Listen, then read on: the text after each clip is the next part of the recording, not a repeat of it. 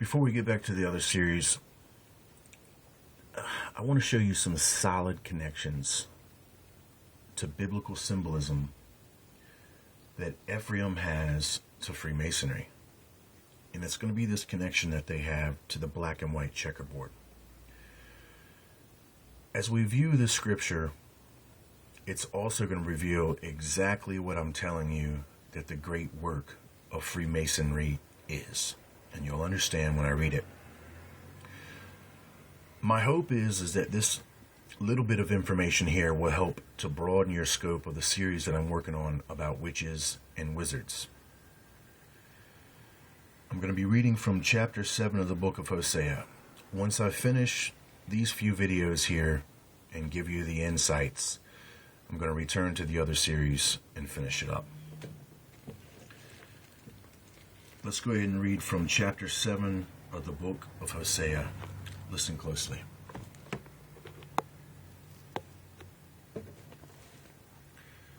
When I would have healed Israel, then the iniquity of Ephraim was discovered, and the wickedness of Samaria, for they have committed falsehood, and the thief cometh in, and the troop of robbers spoileth without. And they consider not in their hearts that I remember all their wickedness. Now their own doings have beset them about. They are before my face. They make the king glad with their wickedness, and the princes with their lies. They are all adulterers, as an oven heated by the baker, who ceaseth from rising after he hath kneaded the dough, until it be leavened. In the day of our king, the princes have made him sick with bottles of wine. He stretched out his hand with scorners. For they have made ready their heart like an oven. Whiles they lie in wait, their baker sleepeth all the night. In the morning it burneth as a flaming fire. They are all hot as an oven, and have devoured their judges. All their kings are fallen. There is none among them that calleth unto me. Ephraim, he hath mixed himself among the people. Ephraim is a cake not turned. Strangers have devoured his strength, and he knoweth it not. Yea, gray hairs are here and there upon him, yet he knoweth it not. And the pride of Israel testifieth to his face, and they do not return to the Lord their God, nor seek him for all of this. Ephraim also, like a silly dove, without heart, they call to Egypt, they go to Assyria. When they shall go, I will spread my net upon them. I will bring them down as the fowls of the heaven. I will chastise them as their congregation hath heard. Woe unto them, for they have fled from me.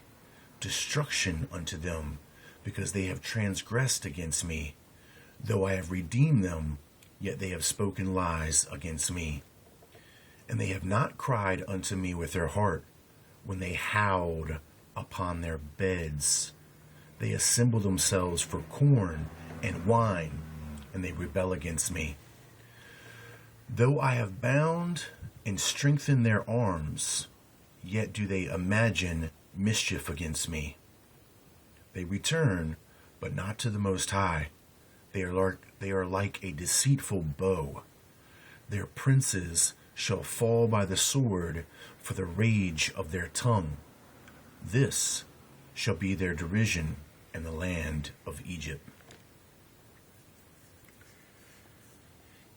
Now, if you've been following that Witches and Wizards series, a lot of information should connect instantly, especially with the Assyrians. And there was another video series that I just uploaded about these fowls of heaven, which will explain to you right here that these fowls of heaven that were called to that great sacrifice are none other than the fallen, which are being symbolized once again with this depiction of the ancient mighty men as these birds of heaven or the ancient Elohim. All right. This is a very popular symbol of Freemasonry, the checkerboard, the black, the white. This is the Freemasonic arch, or the royal arch of Freemasonry. Just to kind of spark the connections in your mind that we've already shown, I want you to see here that we're perfectly on track for what we're about to talk about and what we already have. Go ahead and recognize this bow, this arch that we see right here. And as you remember, it's the very same bow or arch that we see right here. What's important about that is the connection that we also have to the 69, which everybody should know is a sexual symbolism. And as I told you, that it represents the keystone, which represents the sexual act that was committed both spiritually and material by the sons of God with these daughters of men. As I said, this keystone represents this Ishtar, which is their plan of the sacred feminine. And this is why we have, from their perspective, that the feminine is sacred, because it was sacred to their goal of dominion. They needed to overcome the daughters of man and breed with them to produce this elite race that would form itself eventually into Freemasonry, that would carry out this great work. So the royal arch that you see here is, once again, the very same royal arch that you see here. And it also is the very same thing that you see here. There is our black, there is our white. All of this even has much, much more to talk about with the connections, but I'm going to save that for another video. I just want you to see that the chief symbolisms of Freemasonry are all interconnected, telling you the same story. This is where we're going to show you what chapter 7 of Hosea is saying is connected to these symbols. First thing I want to do is simply show you verse 8.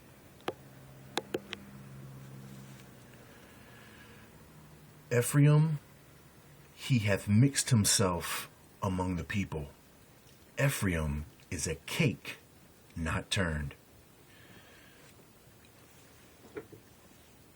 Ephraim being described as a cake not turned is an immense clue.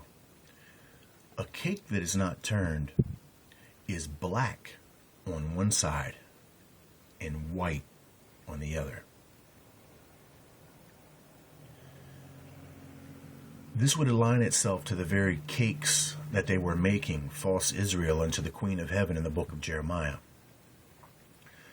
But I hope that you just caught the understanding that Ephraim is being symbolized as one of these cakes, which is both black and white. Not only is Ephraim symbolized as both light and shadow, good and evil, by this analogy of the unturned cake, but we see that the great work involved with Ephraim, symbolized by this checkerboard, is connected to their baker. And if we understand that their baker is now the Antichrist, the rest of these verses come into view. If I were to just simply start from the beginning and start talking about this, if you've viewed the other series, or at least this channel, all of this will begin to make perfect sense. So let's go ahead and break this down just little by little and build up our understanding. First of all, the connection to Samaria eventually will connect to the root of Samaria, and the records of the Sumerians that record these ancient Anunnaki. The thief cometh in, and the troop of robbers spoileth without. This troop of robbers is exactly the very same troop of Job chapter 38 that's associated with these bands of Orion. And I want to go ahead and show you that I have made the correct translation. As I told you, that band of Orion really means the army or troop of Orion, and that they're the very same thieves, the very same robbers of Joel 2, the very same thieves that Jesus Christ was talking about in the book of Matthew. I've taken this word troop directly from Hosea, this first verse, and it's giving me the rendering in Hebrew. The number is going to be 1416.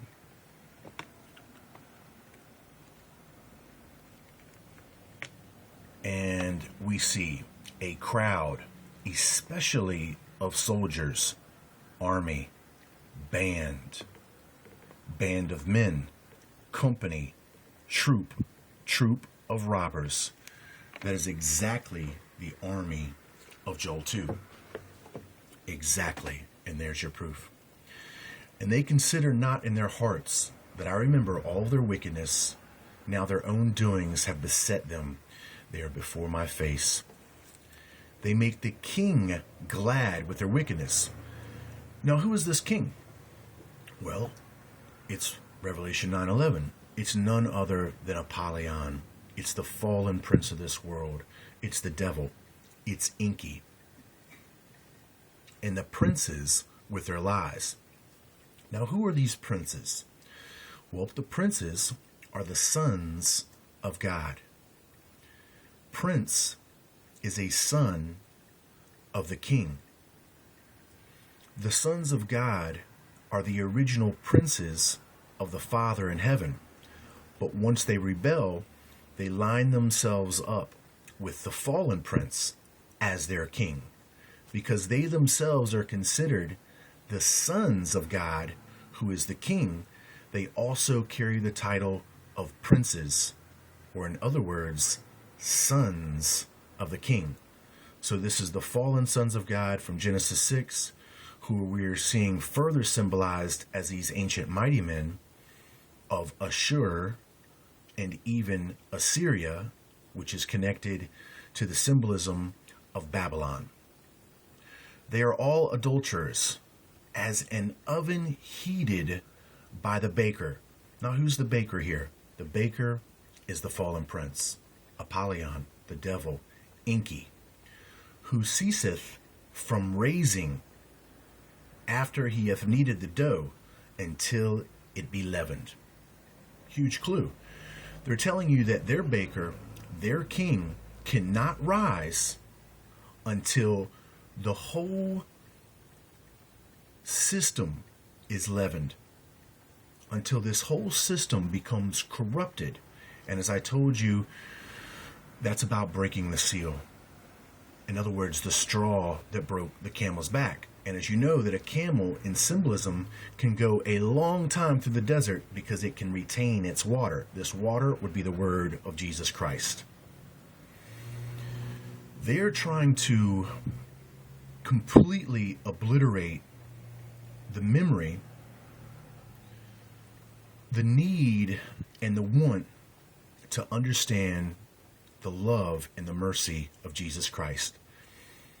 They are currently, and have been for ages, been trying to dismantle this truth through propaganda, through the educational system, through the distortion of the scriptures. Even now we see their foot soldiers on YouTube, which are trying to alter your path and begin to cloud the truth of Jesus Christ and admix it with the shadow of Ishtar or the shadow of the cult. Within verse 4, it tells you simply that their baker king is not going to be able to rise until this whole system has been leavened in corruption. In other words, after the second cup this conditional change of environment. That which was up will become down. That which was down will become up. They have to flip the script, corrupt the system, and then can their fallen prince rise. That which was down then can come up. As they state here, going back in history, verse 5, in the day of our King, meaning Jesus Christ, as he lived in the flesh, the princes have made him sick. Now, who is that which has been made sick? Well, we're talking about Ephraim. Ephraim is the one that was made sick, unable to accept the truth of the true physician, Jesus Christ. They have made him sick with these bottles of wine. They have made him drunken. These bottles of wine will further go back to the symbolism of Ishtar, but that's going to be saved for another video. So now that in the day of our King, as Jesus Christ was here, Ephraim was so sick and so drunken with these bottles of wine, he was unable to recognize the true King, and instead he stretches out his hand with the scorners, those that mock Jesus Christ. For they have made ready their heart like an oven, whiles they lie in wait. Their baker sleepeth all the night. This is where you get the symbolism for the moon, which continually comes up, which represents this current timing that we are in right now. They consider this the night, as it's connected to a world age. The ending of this age is considered the night, and then the dawning of this coming new age is considered the morning. Their baker has had to sleep throughout this night, all the while waiting for this morning, this new dawn, this new order to bring himself about. And as he does, he's going to burn as that flaming fire. It's the very same flaming fire that we see described behind the army of Joel 2, because the army of Joel 2 is like as Eden was before them, and then there's a flaming fire which is behind them. That is the coming of their baker. That's the coming of their king, which they prepare the way for. They are all hot as an oven, and have devoured their judges. All their kings are fallen. There is none among them that calleth unto me. Now, devouring their judges and all their kings are fallen is basically describing anybody in ancient Israel who has tried, prophets and the others, to steer Israel in the right direction. They have rejected them. Even devoured the true judges, recognizing that all of the kings of ancient Israel have fallen unto this false doctrine, all the way up to the times of Solomon, of which you know he is associated with controlling and using these supposed demons, even in the architecture of the temple itself. Jesus Christ's own words tells us that a temple divided cannot stand. He further goes on to explain that he does not use these doctrines of devils to further the truth of the Father. That's division of the kingdom. If you could relate this back to Solomon supposedly being wise, but really it's not wisdom that Solomon had in using the occultic sciences and mingling it with the theology, the truth, the kingdom of heaven. They are all hot as an oven and have devoured their judges. All their kings are fallen. There is none among them that calleth unto me. Ephraim hath mixed himself among the people. This is describing from Genesis chapter 49 that Ephraim shall become a multitude of nations. In other words, Ephraim will be mixed amongst these multitudes of people. As he does, Ephraim shall seek to confuse the people, in further describing Ephraim as this cake that was not yet turned. That's Freemasonry. That is where the crooked path begins to develop between the good and the evil, which is the very same plan or doctrine that Ephraim is carrying out from the symbolism of the serpent, as he offers in Eden the path to divinity as using both the knowledge of good and evil, in other words, light and dark. Strangers have devoured his strength. Who are the strangers? Well, these strangers are these princes. These princes that are these ancient sons of God, those are the strangers. Strangers have devoured his strength, and he knoweth it not. Ephraim is unable to realize that his true spiritual strength has been destroyed, and that Ephraim himself is not becoming immortal. Ephraim himself is not going to enter into the supposed immortality of long-lived years. Ephraim is getting old and will pass as a mortal. And the pride of Israel testifieth to his face, and that he do not return to the Lord their God, nor seek him for all of this. Ephraim is like a silly dove, without a heart. They call to Egypt. They go to Assyria. Assyria? Well, that's exactly what we showed you with the connection to these ancient mighty men. The Antichrist himself is further identified with these ancient mighty men, and even an Assyrian. In other words, in this scripture, the baker himself, the fallen prince, is connected to the symbolism of the Assyria, or the Assyrians, of which the mighty men follow after this false prince, and which are also connected to the same symbolism of the Assyrians. The silly dove? Well, the silly dove is nothing short of Ishtar. Ishtar is the one that has tempted them. This occult knowledge of the sacred feminine is what has tempted them. Ishtar's symbolism is the dove, but we see that this dove is silly and has no heart.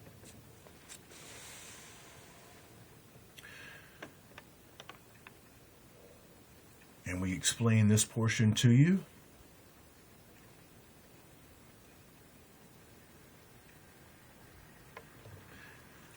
They return, but not to the Most High. They are like a deceitful bow. Their princes shall fall by the sword. Who's the sword that we're talking about here? Well, Jesus Christ's word is a sword. It's a sharp, two-edged sword.